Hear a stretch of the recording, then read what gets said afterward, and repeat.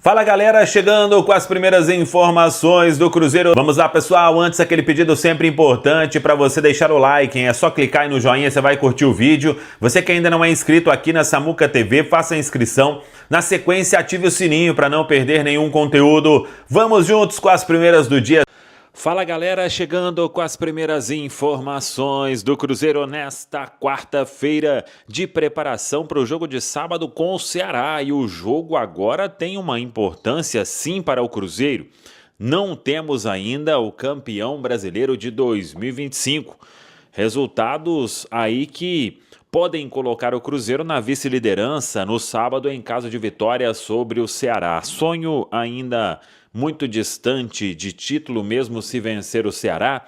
Preparação na toca, jogadores liberados, tudo isso você confere a partir de agora na Samuca TV. Nesta quarta-feira de treinamento na Toca da Raposa 2, daqui a pouco vamos até atualizar a programação do Cruzeiro, mas tivemos dois jogos antecipados da rodada do final de semana na Série A do Campeonato Brasileiro, porque teremos a final da Copa Libertadores entre Flamengo e Palmeiras em Lima, no Peru. E aí que o campeonato ainda não tem um campeão. O Flamengo precisava de uma vitória diante do Atlético Mineiro e ficou no empate. Contou até com a derrota do Palmeiras, que perdeu para o Grêmio. Atlético Mineiro e Flamengo 1-1, Grêmio e Palmeiras 3-2 para o Grêmio. Com isso, o Flamengo chegou a 75 pontos, é o líder isolado. O Palmeiras é o segundo com 70, o Cruzeiro é o terceiro com 68. E isso significa dizer que o Cruzeiro pode assumir a vice-liderança no sábado diante do Ceará. Se vencer o jogo, o Cruzeiro vai a 71 pontos e ficaria a 4 pontos do Flamengo, restando 2 rodadas para terminar a Série A do Campeonato Brasileiro. Zona de rebaixamento aí segue a mesma coisa, Santos, Fortaleza, Juventude e Sport. Se o Cruzeiro então vencer o Ceará no sábado, assume a vice-liderança, o Ceará que agora está ameaçado na parte de baixo da tabela da Série A do Campeonato Brasileiro. O jogo aí, então, tendo sim um contorno importante para o Cruzeiro, poderia ainda seguir com chance de título, mesmo que pequena, mas assumindo a vice-liderança e ficando a 4 pontos do Flamengo. Se o Cruzeiro vencer o Ceará, diminuiria para 4 pontos, e aí a chance que teria para ser campeão é o Flamengo perdendo um jogo e empatando o outro. Se o Flamengo, mesmo com a vitória do Cruzeiro, ele fizesse mais 2 pontos, 2 empates, o Cruzeiro não ultrapassaria, ficaria em desvantagem na questão do saldo de gol. Então, isso aí não daria também para alcançar, mesmo que o Flamengo ele tivesse 2 pontos apenas, mais 2 pontos. Então, se o Cruzeiro vencer o Ceará, a única chance de ser campeão é vencer os outros 2 jogos, Botafogo e Santos, e além disso, o Flamengo fazer apenas mais 1 ponto nas 2 últimas rodadas da Série A do Campeonato Brasileiro. A preparação do Cruzeiro para o jogo com o Ceará tem sequência nesta manhã de quarta-feira, a programação toda estabelecida da semana. O Cruzeiro treinou ontem pela manhã, treina novamente pela manhã nesta quarta, quinta também pela manhã e sexta à tarde. Na sexta, viaja de voo fretado para Fortaleza. No sábado, o jogo no Castelão, às 21 horas, às 9 horas da noite, e o Cruzeiro em campo diante da equipe do Ceará, com todos os jogadores liberados. Aí, claro, a exceção é o Lucas Romero, que cumpre suspensão pelo 3º cartão amarelo. As notícias do STJD, Superior Tribunal de Justiça Desportiva. Primeiro julgamento do Fabrício Bruno foi absolvido, o que era mais do que certeza, né? Se ele fosse punido, seria uma maluquice muito grande. E aí, por causa daquela expulsão diante do Palmeiras, por segundo amarelo ainda, o Fabrício Bruno foi absolvido. Teve um outro julgamento também que é importante, E aí o Cruzeiro, mais uma vez, o departamento jurídico trabalhando bem. Esse foi de ontem, inclusive, mas é importante a gente dizer porque numa dessas você acaba perdendo o mando de campo, né? Foi daquele segundo clássico da Copa do Brasil, o Cruzeiro escapou de perder o mando e foi condenado a pagar multa por causa de um frango de plástico, né, que foi atirado em campo. O clube ele poderia ter aí a perda de mando, mas tem que pagar uma multa de R$ 30.000 e também R$ 2.000 aí pelo atraso no reinício da partida. O Cruzeiro tinha sido denunciado aí no artigo 213 do CBJD, também que trata da responsabilidade do clube por providências em relação à segurança e à prevenção de lançamento de objetos no campo. Aí artigo 206, atraso no início ou reinício da partida. O artigo 191, descumprimento de regulamento. E o artigo 243G, que trata da prática de atos discriminatórios, nesse caso vinculado aos cantos homofóbicos, e aí o Cruzeiro se defendeu, também não tinha prova concreta assim, mas é sempre importante que o próprio torcedor ele esteja ali atento, né? Porque numa dessa aí o clube pode acabar sendo punido. E o principal assunto do dia no STJD, aí tem a ver com a transação disciplinar que o Cruzeiro fez com o STJD nos casos de Caio Jorge e Lucas Romero. Os atletas pagarão uma multa de R$ 200.000 e vão encerrar o processo por meio da medida disciplinar alternativa. E isso só é possível por causa que o Caio Jorge, né? Primeira expulsão na carreira, o auditor Rodrigo Ayashi, que ele é integrante do pleno do STJD, ele destacou o seguinte, que os denunciados não gozaram do referido benefício no último ano, eles não apresentam antecedentes ou conduta desportiva que impediria de fazer essa transação e que por isso teve o benefício concedido. Então, claro, né, se fosse um atleta reincidente, que estava expulso toda vez, direto, se estivesse no STJD, não conseguiria. Mas aí o Cruzeiro, ele trabalhou com o departamento jurídico, o Dr. Michel Assef Filho, que é advogado também do Flamengo, representa o Cruzeiro, mas os advogados do Cruzeiro que ficam, né, na Toca da Raposa 2, e eles trabalharam muito bem para que o Cruzeiro pudesse, né, ter esta transação homologada. E aí o Marcos Lima e também o João Pedro, advogados do Cruzeiro aqui na Toca, que fizeram esse trabalho aí perfeito. Para falar agora sobre a chance de John, meio atacante do Red Bull Bragantino, virar reforço do Cruzeiro em 2026. O pessoal da ESPN publicou que o Cruzeiro estuda fazer uma proposta para comprar o ex-jogador do Palmeiras. Posso assegurar que em Bragança Paulista essa chance é vista como praticamente nula. É que no meio do ano o Red Bull Bragantino recebeu uma oferta de 20 milhões de euros do Zenit pelo John. Só não o vendeu porque entendia que se o John saísse, a chance de rebaixamento era enorme. O Red Bull Bragantino chegou a estar bastante ameaçado de queda e o John é o principal jogador do time. A aposta acabou se mostrando acertada. O Red Bull Bragantino escapou da zona do rebaixamento muito por causa do meio atacante e a partir de janeiro dá para imaginar que ele seja vendido, até porque o Zenit prometeu retomar a carga, talvez com uma oferta ligeiramente superior aos 20 milhões de euros da metade do ano. E é por conta disso que o Red Bull Bragantino não acredita na possibilidade de o Cruzeiro ou outro clube brasileiro superar as cifras envolvidas nas conversas com o time russo. Só para completar, para o John também seria mais negócio jogar na Rússia. Afinal, por lá ele terá direito a um salário superior a R$1 milhão por mês. John, que teve seu salário reajustado na metade do ano, depois do não ao Zenit, hoje ganha na casa dos 500 mil mensais. Bora falar desse Cruzeiro que volta às atividades já de olho no Ceará, né? Cruzeiro voltando às atividades nesta terça-feira, na Toca da Raposa. Pensamento no jogo contra o Ceará. Mais uma vez o Cruzeiro à noite. O Cruzeiro já jogou 8 vezes, 8,5. Agora tem essa aí de 9.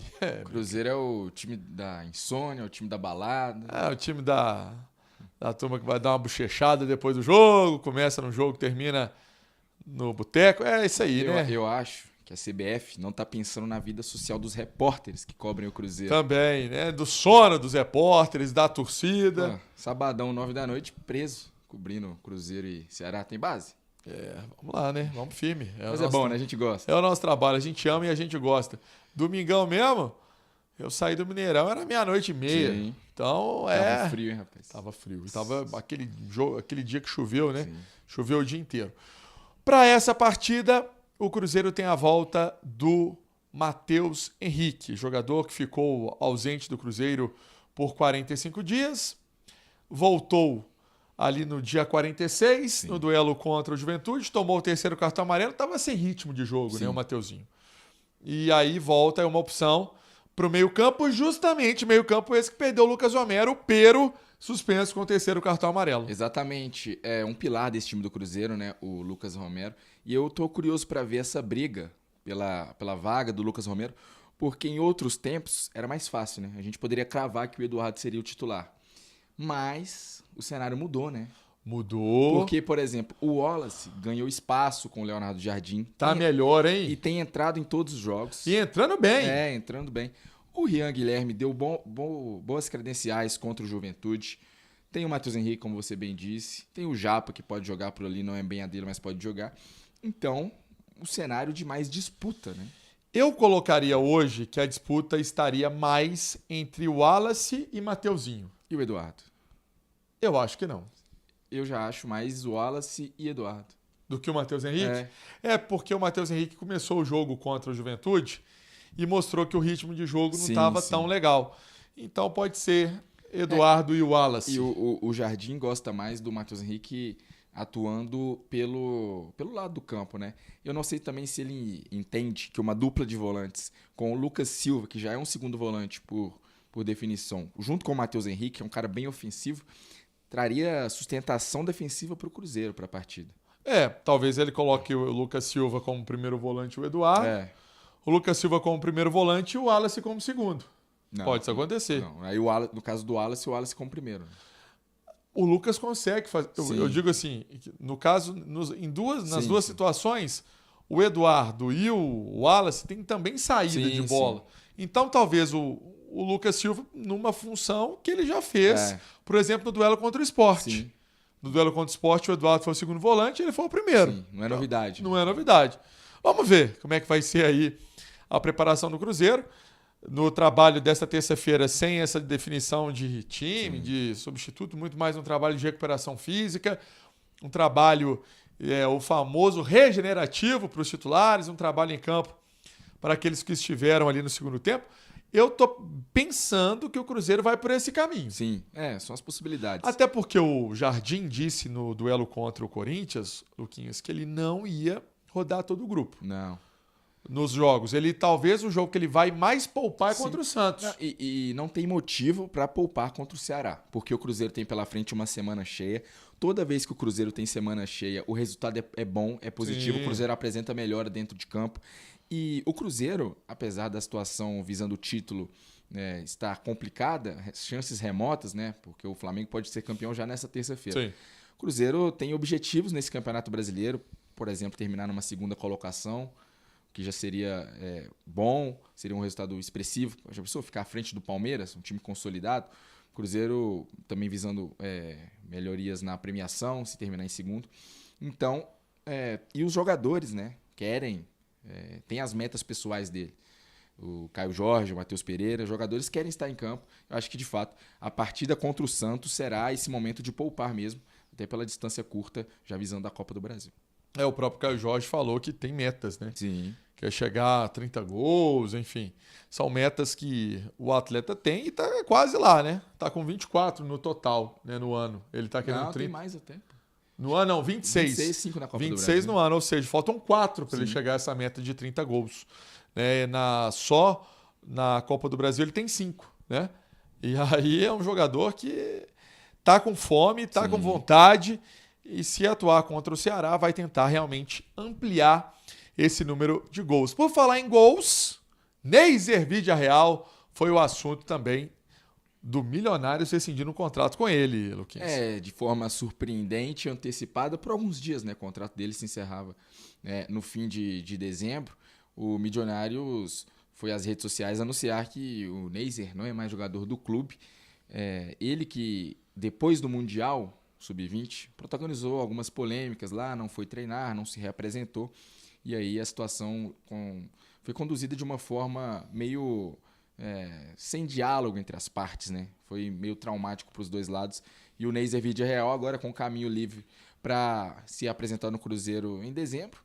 Não vai jogar nas competições desse ano. Pro ano que vem. Só para dar as caras e começar a treinar. Já se adaptar. E dar umas corridinhas, fazer uma academia. Conhecer BH. E aí, fazer já ali os treinos, né? Algum treino físico, alguma atividade. Conhecer o grupo. E, Pansieri, vai ser muito interessante porque ano que vem a temporada ela vai começar no dia 10 de janeiro. Exatamente. Já tem jogo. Cruzeiro, se, por exemplo, chegar à final da Copa do Brasil, vai terminar a temporada no dia 21. Então, os atletas do atual elenco, eles vão ter pouquíssimo tempo ali de férias e de descanso e de preparação. Numa dessas, o Neiser já sai na frente no próximo ano, já pode ser esse grande cara do Cruzeiro para o começo da temporada, nos jogos do Campeonato Mineiro. Eu não tenho dúvida que o Cruzeiro vai fazer jogos do Campeonato Mineiro com a molecada, com os crias da Toca. Porque precisa dar férias para essa galera, né? Precisa dar pelo menos mais 15 dias, né? De férias, enfim. Vamos ver como é que vai ser esse planejamento, está sendo já resolvido, mas o Cruzeiro, por exemplo, vai fazer a pré-temporada na Toca. Sim, e por falar em crias da Toca, é até interessante isso que você trouxe, 4 jogadores do Cruzeiro encerraram no fim de semana, no domingo, participações na Série B, estiveram emprestados lá.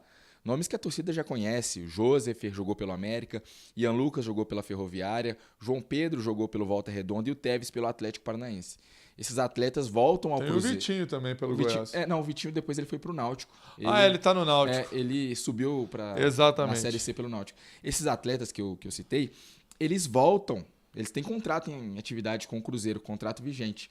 E aí eles voltam ali para debater se continuam no Cruzeiro, né, se vão ser emprestados para outros clubes, as situações ainda indefinidas, mas não me assustaria se algum deles, por exemplo, ganhasse chances no início da temporada.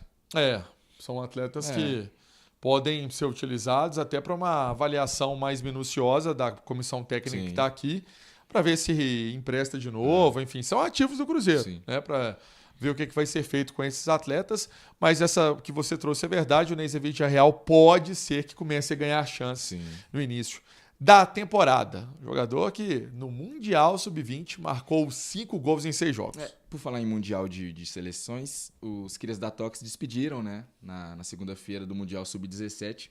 Pietro Tavares, Felipe Moraes e Vitão. O Brasil foi eliminado nos pênaltis para Portugal, mas deixaram boas impressões. Sim, né? Com certeza. A turma representou bem, né? São meninos aí que o Cruzeiro também tem como potencial futuro. O Sub-17 do Cruzeiro, que agora tem o técnico Wendel, campeão da Tríplice Coroa, comandando o time Sub-17 e no time Sub-20. É um profissional que é muito bem falado, é um profissional que chega para trazer o que ele apresentou no América, né? Sabemos que o Myron tem um futuro muito grande pela frente. Sim, muito bom. Você fez, inclusive, uma análise dele, né? Eu puxei a capivara dele, digamos assim. Conversei com algumas pessoas que trabalharam com ele no América, em outras situações. É um cara muito inteligente, um cara muito promissor, formado em educação física, tem licença da CBF, tem cursos, um técnico assim muito moderno. O Myron César fez trabalhos importantes. Você até lembrava em um dos pacotões aqui, chegou à final da Copa São Paulo de 23 com o América. Perdeu para o Palmeiras na final. O Palmeiras que era uma seleção. Só tinha o Estevam. Brincadeira.